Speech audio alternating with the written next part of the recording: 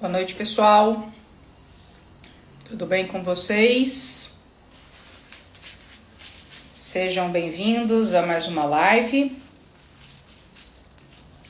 Lembrando que toda quarta-feira, às 8 da noite, eu estou ao vivo aqui para vocês, tá? Semana que vem vai ser uma semana um pouquinho mais atípica, mas geralmente é de quarta-feira à noite que a gente está ao vivo aqui. Rodrigo, já eu te chamo. Vamos ver se o pessoal vai entrar. Nesse meio tempo vou me apresentar. Para quem não me conhece ainda, muito prazer, eu me chamo Kátia De Martino, eu sou médica veterinária comportamentalista e eu ensino veterinários a entenderem mais sobre psicofarmacologia, sobre neurobiologia, né? Inclusive tem a imersão em neurobiologia aplicada à clínica veterinária que vai começar semana que vem, 10, 11 e 12 de agosto. São 3 aulas ao vivo aqui que eu vou passar para vocês. O link está aqui na bio no Instagram. Quem tiver no YouTube, essa live vai ficar gravada, né? Ela vai para o YouTube, mas quem tiver no YouTube assistindo gravado, entra aqui no Instagram, tá como doutora.Kátia De Martino. Da mesma forma que quem tiver aqui no Instagram, me segue lá no YouTube, tem muito conteúdo. Eu falo muito sobre neurobiologia, comportamento, psicofarmacologia, né? Neurociência, tudo aplicada à clínica veterinária. E é isso que a gente vai falar hoje, inclusive aqui com um mentorado que é o Rodrigo, né? Sobre cannabis medicinal na clínica veterinária. Bom, eu quero começar com uma pergunta muito honesta aqui. O que passa na sua cabeça, Vete, quando você ouve a expressão cannabis medicinal na medicina veterinária? Se você é como a maioria dos veterinários, obrigada. O André sempre daqui. Muito obrigada, viu, André? O André foi meu mentorado há muitos anos aí, né? Da FCPA. Se você é como a maioria dos veterinários e provavelmente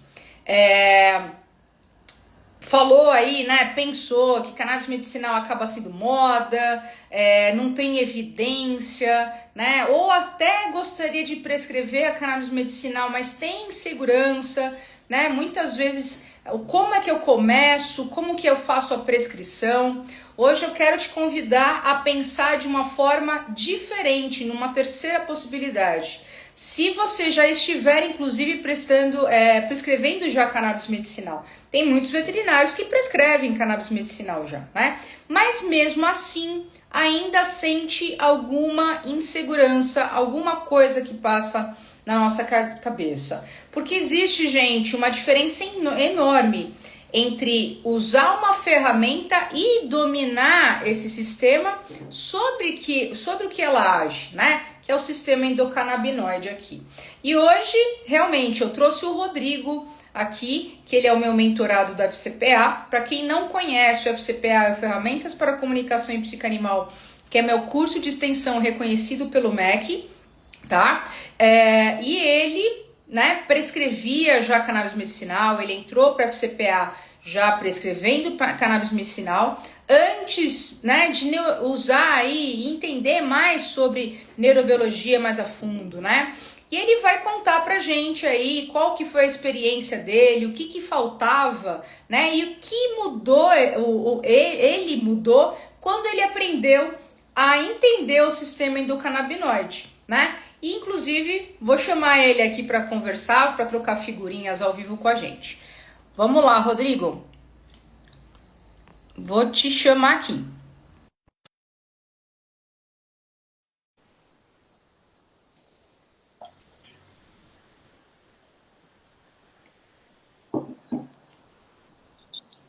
Olá, boa noite. Oi, Rodrigo, tudo bem? Boa noite. Tudo bem, satisfação falar com você ao vivo, Kátia. Acho que é a primeira vez que nós conversamos assim, né? Prazer o meu, obrigada aí por você ter aceitado esse bate-papo ao vivo aqui, trocar figurinhas com o pessoal, né, e passar a sua experiência também.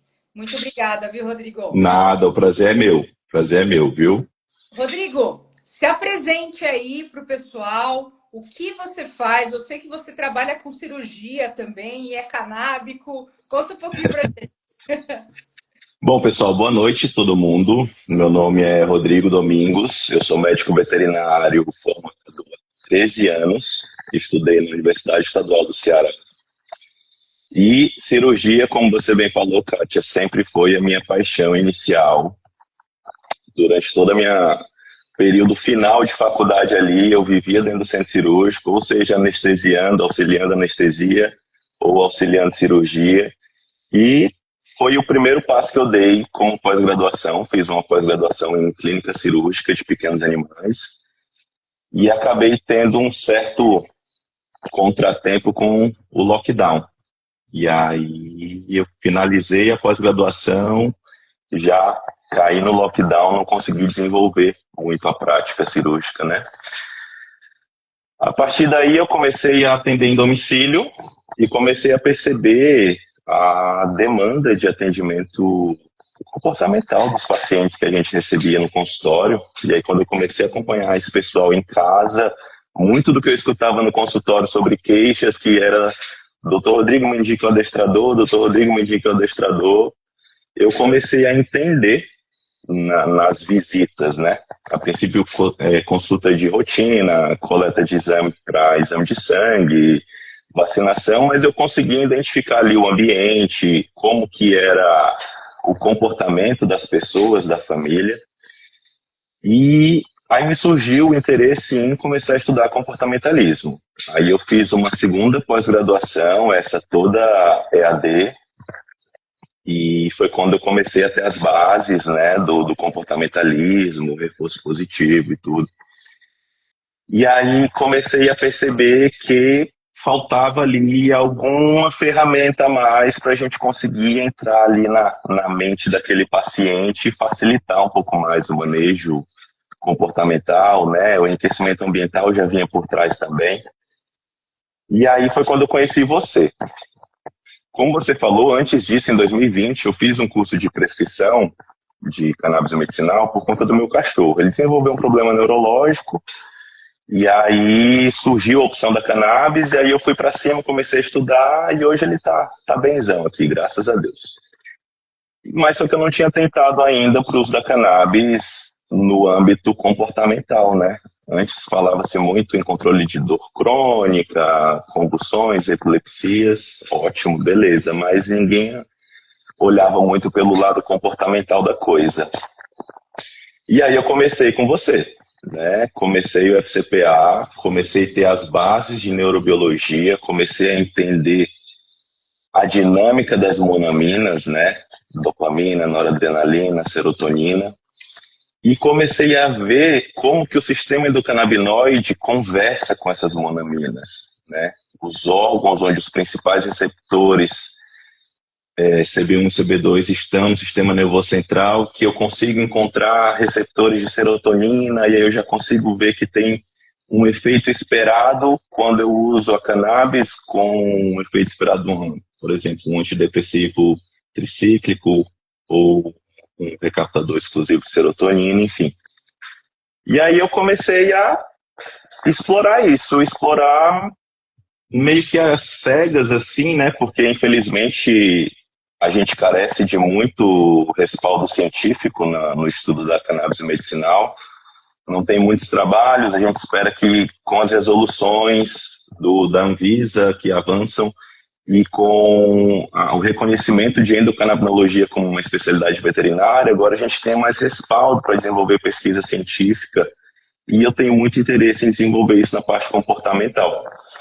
Então, fui começando a atender os pacientes, recebendo demanda e atendendo muitos casos variados de dor crônica, atopia, síndromes, ansiedade por separação, muito comum, correlacionando as síndromes também. E fui usando a cannabis e vendo como é que ela atuava sozinha, vendo como ela atuava em conjunto com outro psicofármaco, em conjunto com um anti-inflamatório, outras suplementações, alguns outros fitoterápicos, e aí eu fui começando a ver os resultados e me deixou bastante empolgado. Eu acho que a gente está aí né, entrando numa fase bem promissora da cannabis medicinal na veterinária e muito conhecimento que a gente busca e eu espero desenvolver ao decorrer dos anos aí. Nossa, Rodrigo, que legal, ótima experiência que você teve, né? Eu tenho muita dúvida aqui, eu tenho muita pergunta para você, que eu deixei você fluir. Eu pensei, não vou parar, deixa ele conversar aqui, mas eu tenho muita dúvida, Rodrigo, porque Tá. assim, né, eu tô mais de 20 anos formada, eu não aprendi sobre sistema endocannabinoide na faculdade, eu não aprendi sobre psicofarmacologia na faculdade, eu não aprendi sobre comportamento na faculdade. Eu imagino assim, eu quero saber se você teve essa experiência também de não ter e que você teve que buscar fora isso da graduação. Na faculdade eu não tive exatamente, mas tive uma certa influência. Por exemplo, a disciplina de farmacologia, nossa, a gente teve um professor muito bom e eu tive muito interesse pela parte das medicações psicotrópicas, né? Então, algumas coisas do que eu vi com você, eu me relembrei, assim, na época da graduação, né? Então, não foi um primeiro contato nu e cru. Em relação a comportamento, eu vi mais a parte de comportamento equino na cadeira de equinocultura, aquelas questões de estereotipias dos equinos, né? Mas algo bem superficial. E sobre cães em uma cadeira optativa que a gente teve de sinofilia. E aí tinha uma certa pincelada também nessa parte da etologia, mas assim, Kátia, nada que desse uma segurança para a gente, né, meter a mão na massa, passar psicofármacos com segurança, com firmeza, sempre aquele receio, vixe, será que eu vou fazer algo aqui que vai piorar mais do que ajudar? Uhum. Então a gente ficava meio que nessa insegurança, entende? Entendi. E assim, logo que você o lockdown, né, aconteceu, você parou de trabalhar e focar na parte de cirurgia e ficou na parte mais na clínica geral mesmo, né? Isso. Entendi. E aí Isso. você conseguiu aliar aí essa parte comportamental junto com a clínica. Como que é o seu trabalho hoje, Rodrigo? Eu já tinha uma certa noção, quando eu fazia só atendimento clínico, de que muita coisa ali precisava de um adestrador, né? Mas depois que eu fiz a pós-graduação que eu fiz em comportamento canino, aí, nossa, assim, abre uma outra realidade para a interpretação do caso, né? Você para de ver só célula inflamatória e você começa a ver uma dinâmica de cortisol alterada, você começa a ver uma dinâmica de serotonina que se o cachorro passeasse ali já dava um alívio muito grande, não só passar anti-inflamatório, analgésico, entende? Então, e aí quando eu tive esse contato mais específico contigo, né? Primeiro que você trouxe uma outra abordagem em relação ao comportamentalismo, diferente da que eu tive e agregou demais. Segundo, que você traz realmente a vivência da farmacologia do negócio, né, dos psicofármacos. Então, isso facilitou demais para passar segurança e até sugerir, no momento de atendimento clínico, o uso de um psicofármaco, o uso de um fitoterápico, enfim, com mais respaldo para poder fazer a indicação. Né? Entendi. E agora perguntando aqui, antes de você ter usado aí a cannabis medicinal, né? Antes de você ter uma estrutura na parte de neurobiologia também, como que era essa prática no começo que você começou a trabalhar? Como você chegava a fazer cálculo de dose, essas coisas? Porque assim, tem muita gente que quer trabalhar com cannabis medicinal, né? Às vezes tem algum curso, alguma coisa aí, e ainda falta alguma, assim, tem a insegurança, né? De que para fazer a aplicação mesmo.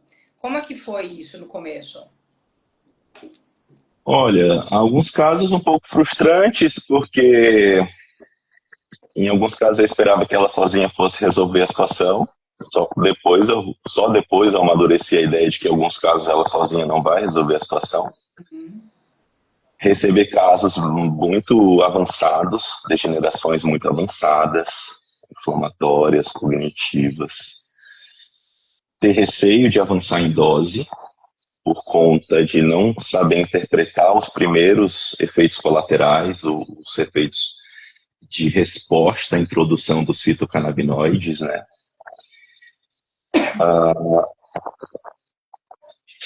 E não ter muito aprofundamento, digamos, teórico na gama de fitocannabinoides, né? Então, assim, para mim, eu só prescrevia o óleo full spectrum equilibrado, THC e CBD, e ia só avançando gotas, gota a gota, e à medida que fosse fazendo efeito, eu ia interpretando, mas se surgisse um efeito adverso, eu não saberia interpretar que talvez se eu mudasse a composição daquele óleo, tirasse um pouco do THC, colocasse um pouco mais de CBD, eu conseguiria corrigir aquele efeito colateral e ter um efeito benéfico esperado com a menor quantidade de gotas, digamos assim. Então, no início era bem às cegas, digamos assim, né?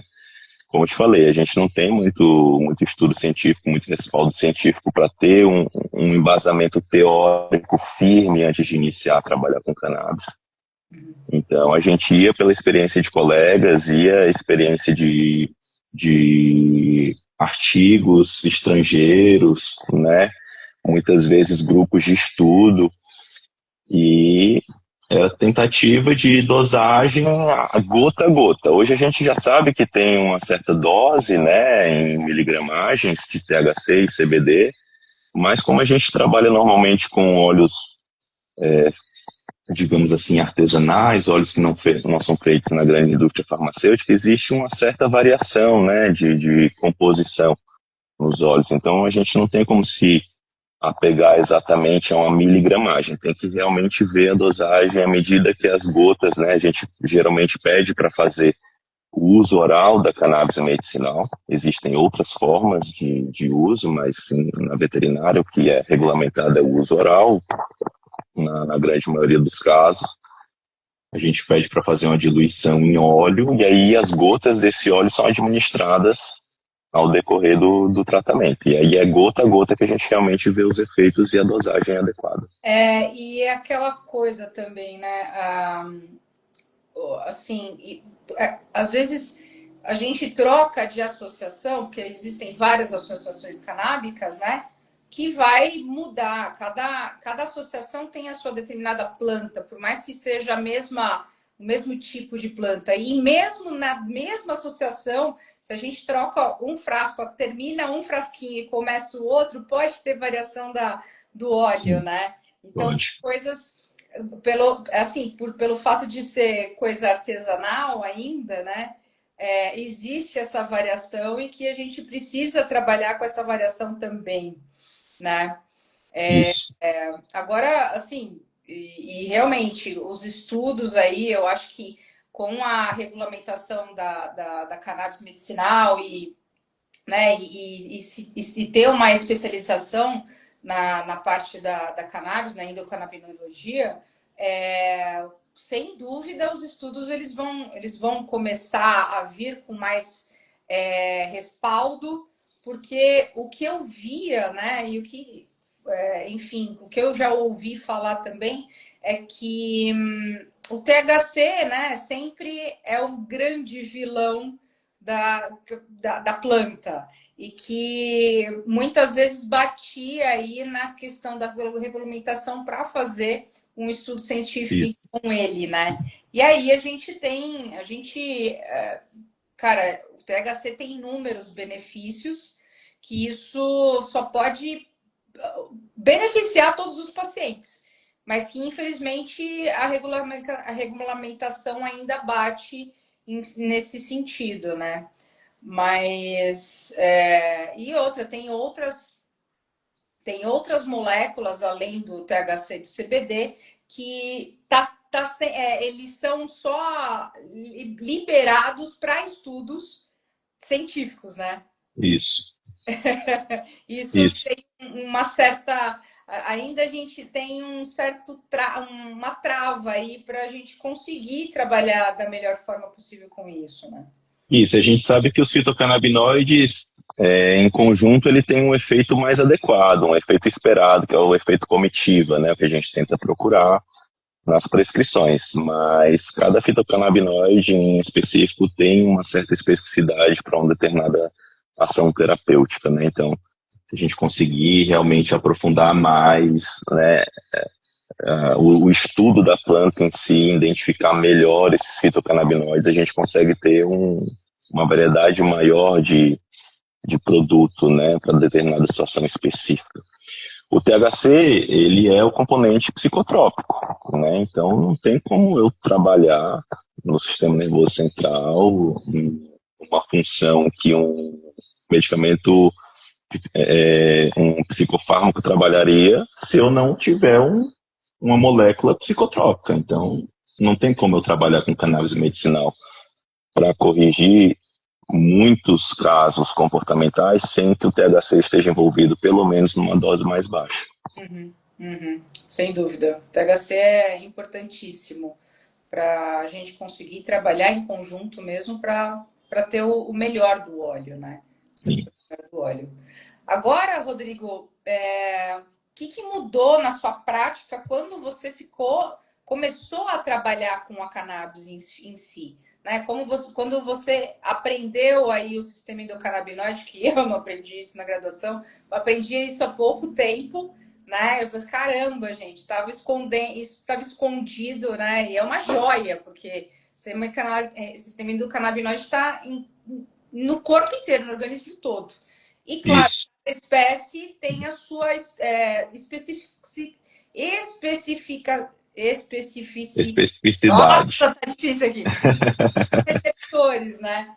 Então, Isso. o que mudou para você entender sobre cannabis medicinal? Quando eu comecei a prescrever, em 2020, eu passei até 2025 sem estudar o uso associado com psicofármacos. E a partir do momento que eu comecei a estudar os psicofármacos, ver a ação das monaminas, ver a ação dos receptores, ver a ação dos receptores em determinadas regiões específicas do sistema nervoso central, aí eu voltei lá para a minha apostila do curso de cannabis e eu fui reler toda a parte da neurobiologia que no início eu não tinha dado muita importância, né? E aí eu comecei a fazer as correlações e assim, se encaixa, tudo se encaixa. Né? Como eu falei, nem sempre ela sozinha vai resolver a situação, mas ela associada a alguma medicação, a gente consegue fazer uma medicação alopática com a dose mais reduzida, né? O uso junto com pregabalina, por exemplo, controle de dor, ajuda também no controle de ansiedade relacionada à dor. A gente consegue associar cannabis e a pregabalina, usando a pregabalina na dose mínima, né? Então isso é muito bom. E esse conhecimento eu não tinha quando eu comecei a prescrever cannabis. Era só realmente passar o óleo e esperar ver o efeito que dava. E o que você falou é muito importante, né? Às vezes a gente usar em conjunto com o psicofármaco, você reduz a dose do psicofármaco e você tem uma melhora terapêutica, né? Junto Isso. com a cannabis. Às vezes ela por si só realmente não vai trabalhar da melhor forma, mas o uso em conjunto, né? O quão importante é usar também o psicofármaco junto com a cannabis medicinal. É bem legal, é bem legal. Eu geralmente acabo sempre fazendo essa associação. Tem alguns clientes, né? Alguns tutores que vêm pelo fato de eu prescrever a cannabis também, querem somente a cannabis, mas aí fala, olha, eu acho que às vezes a gente consegue juntar e diminuir a dose, né? Para a gente conseguir ter a Isso, melhor terapêutica do animal. E às vezes trabalhar também com os psicofármacos pontuais em determinadas situações, né? isso, Usar a cannabis na dose no mais constante, né? E usar um psicofármaco mais pontual aí para algum resgate. Que aí isso sim. fica. Assim como a gente faz com anti-inflamatório corticoide, manutenção de dermatite atópica com cannabis, um caso ou outro a gente pode ter uma crise que se eu aumentar muito a dose de cannabis, eu posso ter algum efeito colateral mais indesejável para aquele momento de crise do que colocar um anti-inflamatório corticoide junto, né? Uma dose mais baixa. Então, a gente evita assim também os efeitos colaterais do corticoide, inclusive naquilo que você tanto fala, né, no eixo hipotálamo adrenal. Então, vale muito a pena, sim, fazer associação. E outra coisa, né, querendo ou não, Kátia, você sabe melhor do que eu que os psicofármacos sofrem também um certo preconceito. Entendi. Tem gente que não quer porque tem experiência de usar ou de alguém da família usar um psicofármaco e ficar muito mal, sentir efeitos colaterais fortíssimos, e aí não quer que o cachorro dele passe por isso também. Então, muitos pacientes, né, muitos clientes já chegam para a gente com esse certo preconceito. Aí a gente tem que quebrar o preconceito para conseguir falar que um psicofármaco é legal e aí quebrar um segundo preconceito que é sugerir o uso da cannabis medicinal. Por incrível que pareça, os meus pacientes é, aceitaram bem a ideia, né, da cannabis medicinal. Inclusive, acho que o meu cliente mais satisfeito com a cannabis medicinal é um policial militar aposentado, altamente tranquilo para entender o funcionamento da planta no organismo do cachorro dele, foi em frente e, graças a Deus, a gente está tendo um ótimo resultado com o cãozinho dele. Legal. Quer falar desse caso aí pra gente? Esse é um caso de um poodle com... Ele chegou para mim por indicação de um colega veterinário em outra cidade. E aí, esse colega veterinário já tinha feito avaliação clínica, anamnese, colheu alguns exames de sangue e era um cachorro com dermatite atópica há uns 4 anos. E aí faz uso de todas aquelas medicações, né, injeções. E aí o tutor ouviu falar sobre a cannabis medicinal, o colega me indicou, e aí a gente fez uma teleconsulta, eu conheci ele, conheci o cãozinho, olhei os exames, tudo tranquilo, não, vamos em frente. E aí, no começo ele meio receioso com o tratamento, na primeira semana não viu diferença nenhuma, esperado. E aí, a partir da segunda semana, já fui começando a manejar ali a prednisolona com ele, ó, vamos fazendo assim, daqui a pouco a gente para um pouco, depois a gente reduz a dose, depois a gente segue adiante, e aí a gente vai vendo. E aí o cachorro foi aceitando muito bem o óleo, o tutor aceitou fazer o enriquecimento ambiental, aceitou a melhorar o manejo comportamental de passeio do cachorro, um cachorro que eu consegui constatar pela consulta que tinha um nível de SAS, né, de síndrome de ansiedade por separação, um tutor que não todos os dias da semana estava presente em casa, e aí eu tive que trabalhar essa parte do manejo comportamental com ele também. Em resumo, passado aí 2 meses e meio, a gente já conseguiu estabilizar a dosagem do óleo para esse cão. Ele praticamente não sente crises. E aí, quando tem crise, a gente faz a dose mínima da prednisolona e aí depois já para de novo. Ele está muito satisfeito, o cachorro está mais ativo, o cachorro está comendo melhor, o cachorro está dormindo melhor. E a família inteira sentiu a diferença, né? Isso que é o bacana da coisa. A gente traz um alívio para o cão e a gente traz um alívio para a família toda. Porque Foi um... só quem tem um cachorro atópico entende o quão é desesperador ter aquele bicho se coçando o tempo inteiro e você não Isso, sabe o que fazer, né? isso, isso. E foi um cão que aceitou muito bem o primeiro óleo, porque normalmente eu gosto de indicar uma associação, e acredito que outras também tenham, mas porque eu já conheço o óleo dela, como a gente falou antes, eu já meio que padronizei assim nos meus atendimentos os efeitos, né, que eu espero na primeira, na segunda semana. E aí eles fornecem um frasco menor. Ele tem um frasco maior e um frasco menor. Aí eu uso esse frasco menor para iniciar o protocolo com a cannabis, porque às vezes a gente inicia com uma determinada formulação, mas a gente vê que aquele cachorro merece outra formulação. E aí, para não perder aquele óleo inteiro, a gente muda para outro óleo menor, faz uma diluição ali dos dois para fazer uma certa transição, e aí a gente consegue mudar. Então, tem alguns casos de atopia que eu já precisei fazer essa mudança. Nesse cãozinho, não. E eu receioso de falar para o homem que o óleo que ele estava dando para o cachorro dele talvez não fosse o mais adequado, e aí ele achar ruim. Graças a Deus, o cachorro se adaptou muito bem no óleo que eu passei e a gente conseguiu adequar a dose. Mas isso depois de experiência com outros cães que eu não tive resultado, ou tive um resultado muito pequeno, e aí fui mudando o óleo. Então, assim, é esse conhecimento que realmente vai fazendo diferença, né, no momento de decidir a melhor prescrição.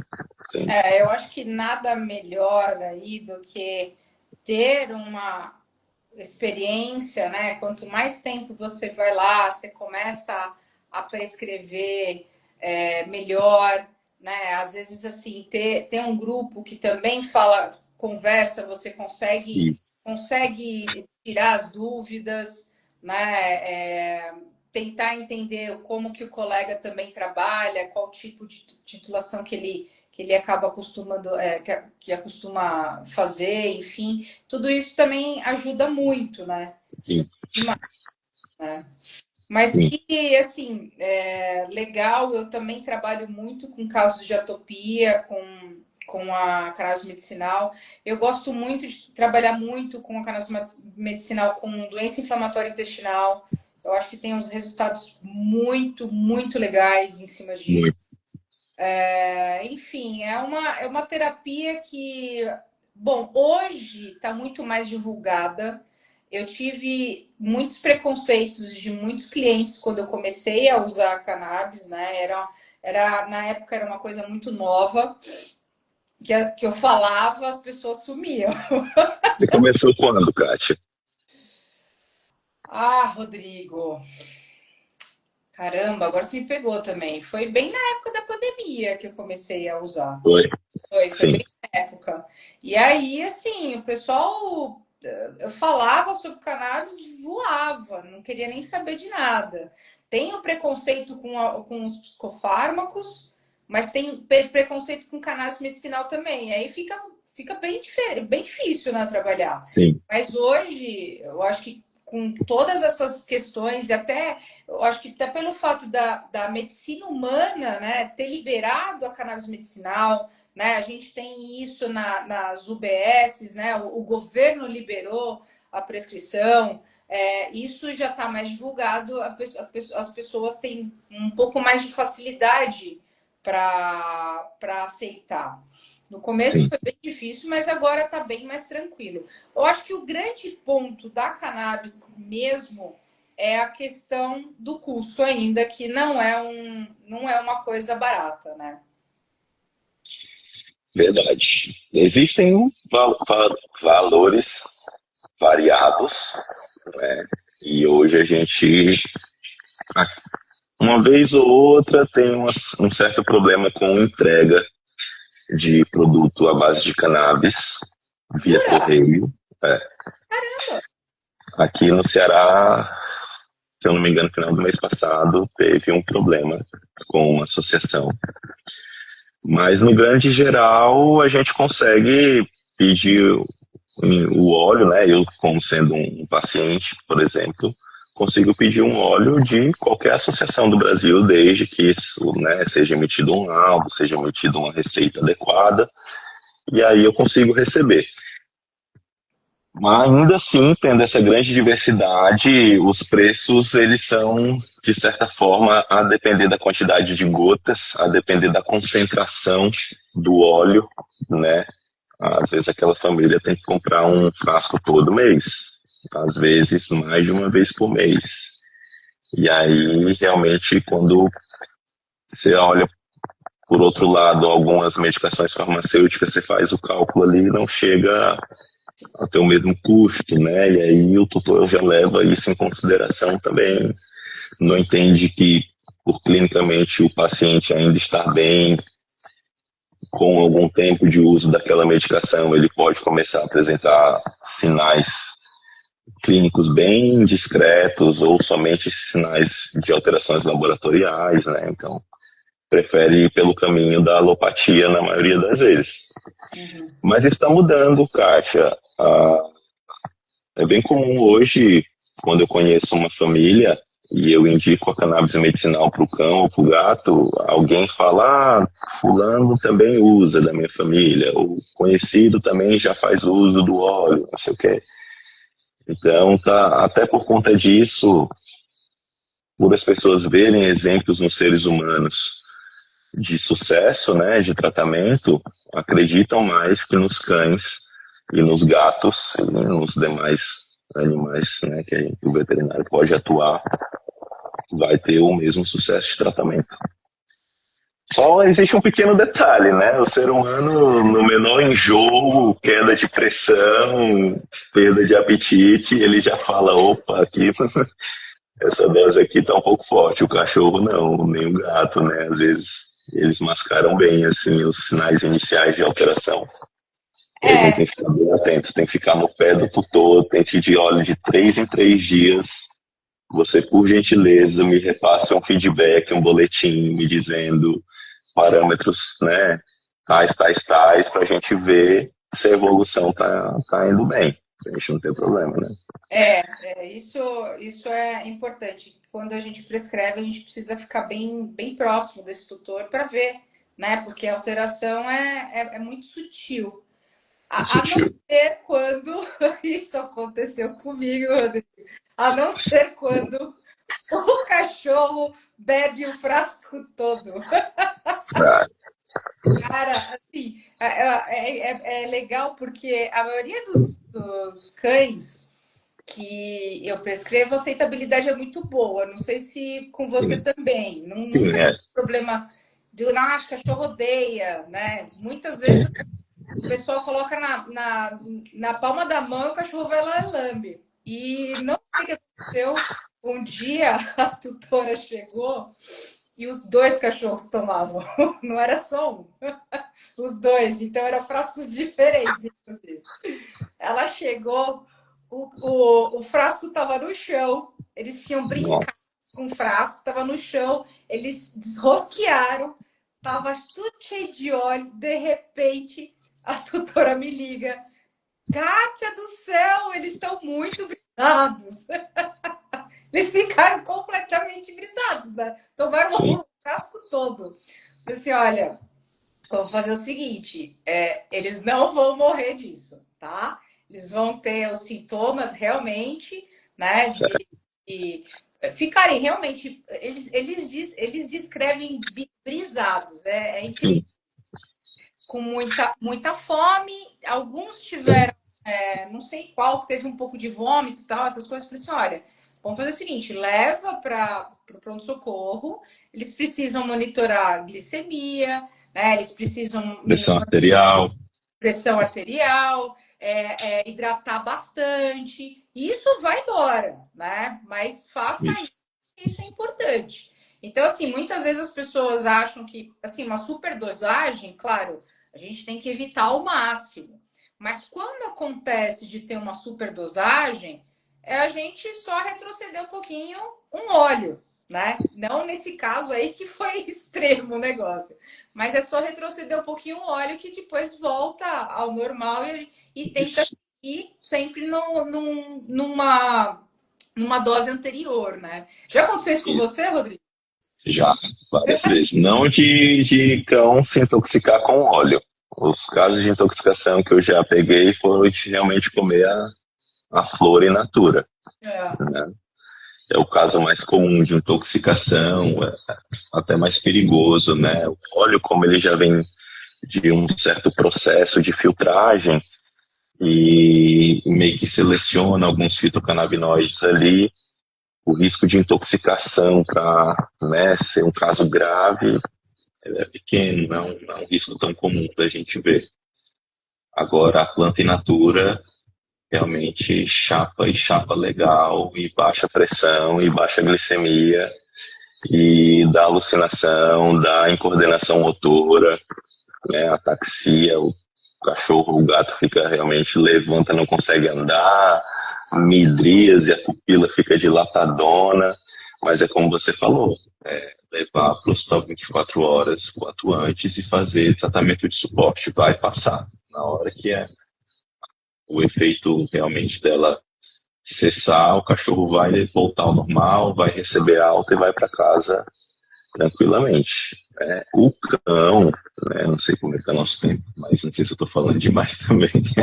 Pode falar, o tempo é O nosso. cão ele tem mais receptores CB1 no sistema nervoso central, e em específico numa região chamada tronco encefálico, né? Então, uma intoxicação por THC, que é o fitocannabinoide com ligação de maior afinidade nesse receptor, ele pode causar uma deficiência respiratória nesse paciente. Então, não é algo que acontece no ser humano, a quantidade de receptores no ser humano nesse local é baixa, tá? Mas no cão, se realmente for uma dose muito pesada de THC, o cachorro ele realmente entra num estado bem crítico, né? Eu acho que seria talvez uma situação eu nunca presenciei, eu não soube de algum colega que teve, mas acho que seria um caso de óbito, né? Mas mesmo assim é uma quantidade absurda de THC para conseguir levar o paciente a esse ponto. Tem que tomar muito cuidado, né? Para quem gosta de. A gente não está falando do óleo aqui, né? Tá falando da flor, mas quem tem esse hábito tem que tomar muito cuidado com os animais, gente. Sim. Já peguei, Até...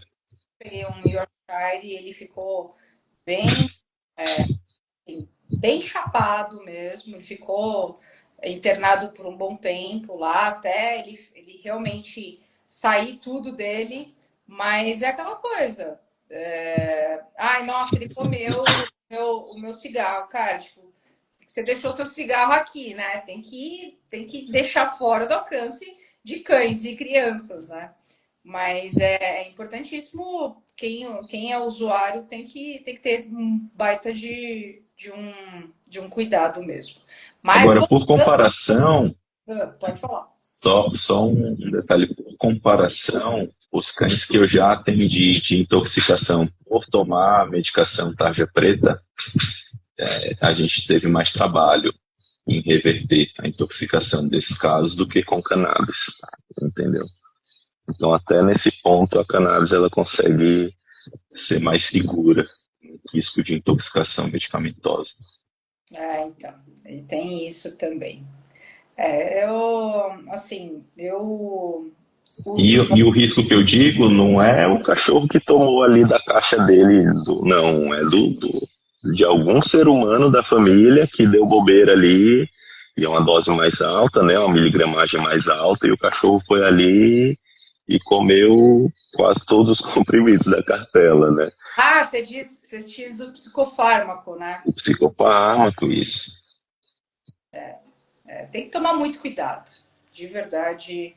E, assim, principalmente cachorro que rouba um monte de coisa aí, roubar, sair correndo, pode ter certeza que vai lá e coloca tudo na boca e pode ter um risco maior mesmo.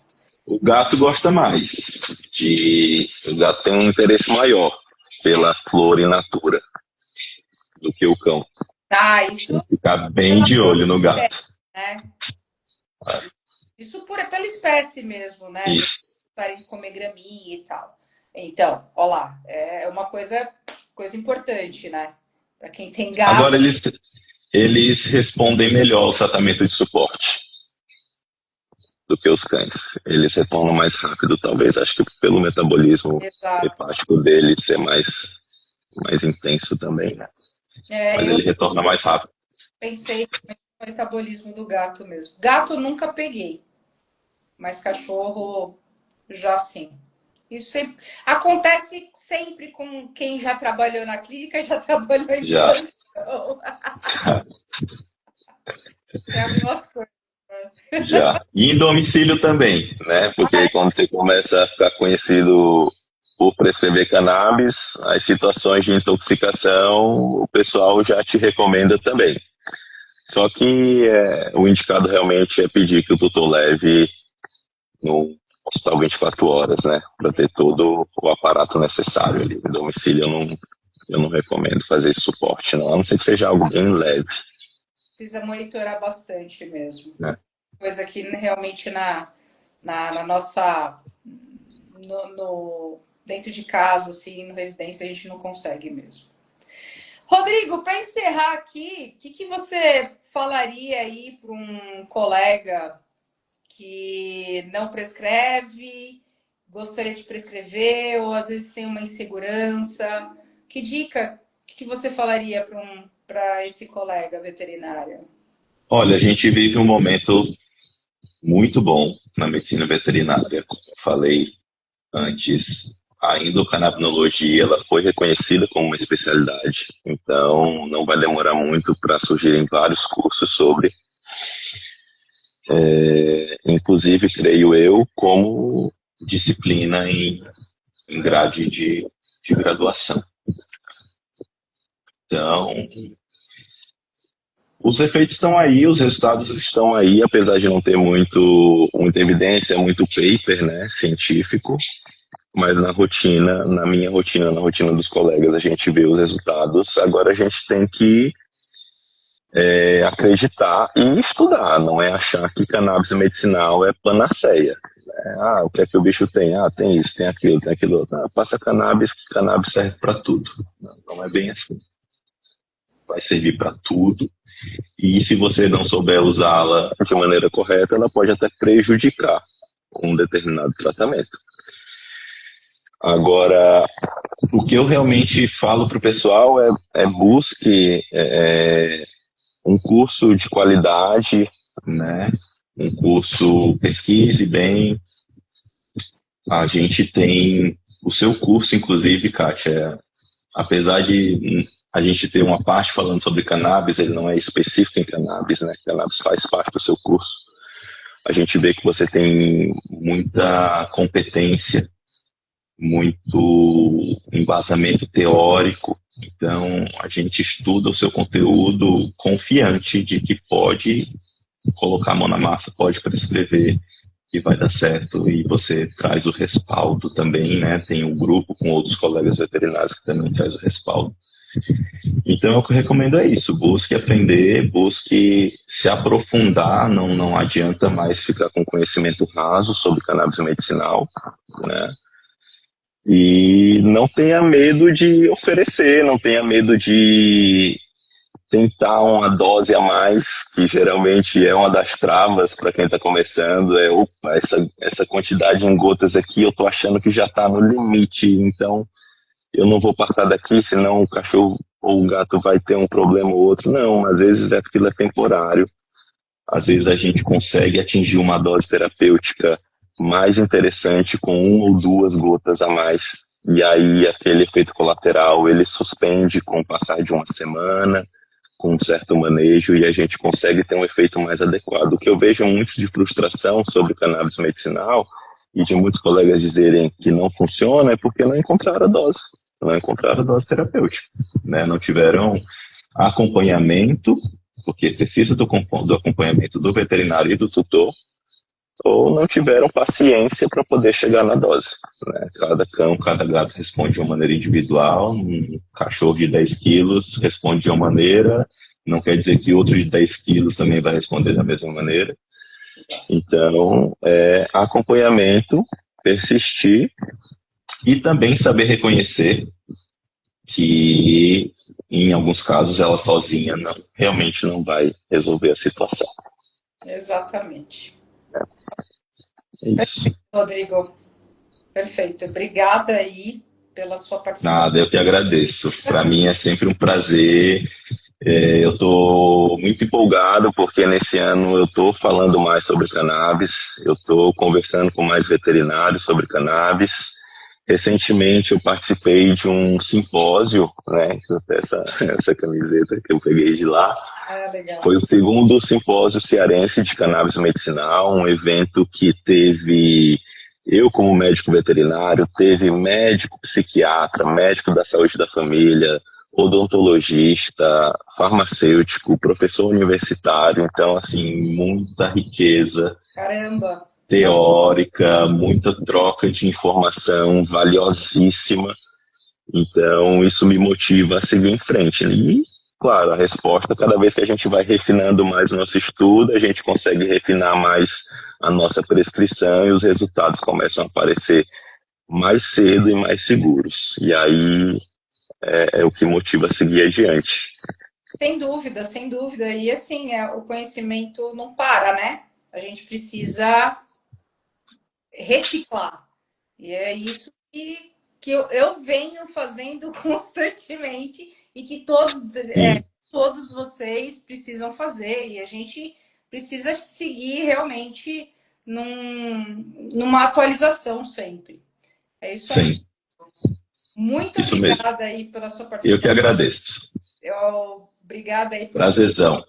aceitado o meu convite aqui para a gente conversar mais sobre cannabis medicinal.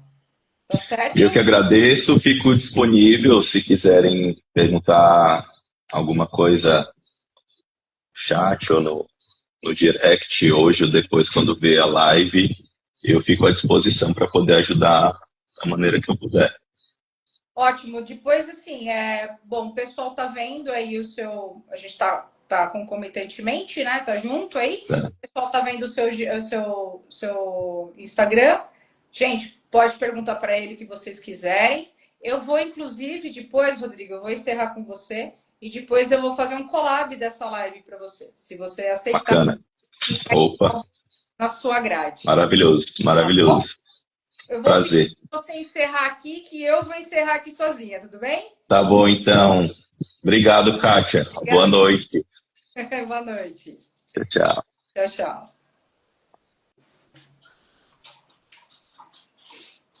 Bom, gente, então falei com o Rodrigo aqui sobre esse tema aí que muita gente, né, muitos veterinários têm interesse em trabalhar com cannabis medicinal ou trabalham com cannabis medicinal. Muitas vezes foi que o Rodrigo falou, às vezes a gente precisa associar cannabis medicinal com algum tipo de psicofármaco e que isso, né, às vezes você tem a base da psicofarmacologia, não tem a base da cannabis ou o inverso. Às vezes a cannabis somente ela pode ter uma melhora, enfim, cada caso é um caso. Eu sempre falo aqui, o paciente é único, né? E para vocês, né? Tem perguntas aqui, vamos lá. Falando do Rodrigo, Rodrigo top, também acho, Alex. Doutor Márcio Duarte, quando terá o próximo curso da doutora Kátia? Márcio, antes de qualquer coisa, antes do FCPA, eu vou convidar você para entrar na imersão, tá? Não sei se você já está inscrito na imersão. Inclusive, é sobre isso que eu vou falar agora, né? Então, assim, para quem quiser ter um pouco mais de respaldo, entender um pouco mais nessa parte de neurobiologia, entender um pouco mais sobre alguns casos que a gente pega na nossa rotina, a gente não consegue ter aquele encaixe, né? A gente não consegue ter aquela melhora. Por que eu estou errando naquilo? Porque o nosso paciente é único, né? Que não existe protocolo pronto, gente. Muitas vezes a gente acha que todo caso vai ser do mesmo jeito, não vai. Nosso paciente é único. E é exatamente isso que o Rodrigo estava falando. Às vezes, uma prescrição de uma cannabis para um cachorro, sei lá, vocês tem 2 cachorros de 10 quilos da mesma raça, irmãos. Cada um vai responder de uma forma, né? E é isso, é a resposta individual que a gente precisa entender. E para isso, vai ter a imersão em neurobiologia aplicada à clínica veterinária, que vai começar segunda, terça e quarta da semana que vem. Já tá aí do lado, gente, 10, 11 e 12 de agosto. São 3 aulas ao vivo aqui, né? Eu vou passar esse link somente dentro do grupo do WhatsApp. Vocês que adquiriram a imersão, entrem. É importantíssimo entrar no grupo do WhatsApp, porque é lá que eu vou enviar o link das aulas, tá bom? Márcio, se você não tiver inscrito, se inscreva, que a partir da imersão, aí sim eu vou falar sobre a FCPA, certo? Mas antes eu quero que vocês vejam a imersão, vejam como que funciona a parte da neurobiologia, né, aplicada dentro da clínica veterinária através dessas 3 aulas, tá certo? Gente, uma boa noite para vocês. Próxima live, a gente vai somente na semana que vem. Eu não vou fazer live ao vivo aqui, aberta, que eu vou estar na imersão. E a imersão é um evento fechado. Então, segunda, terça e quarta, às 8 da noite, eu vou estar dando aula para imersão, para quem estiver dentro da imersão, tá? Aulas fechadas e exclusivas somente para quem estiver dentro do grupo do WhatsApp. Tá bom, gente? Uma boa noite para vocês e até a semana que vem dentro da imersão. Um abraço. Tchau, tchau.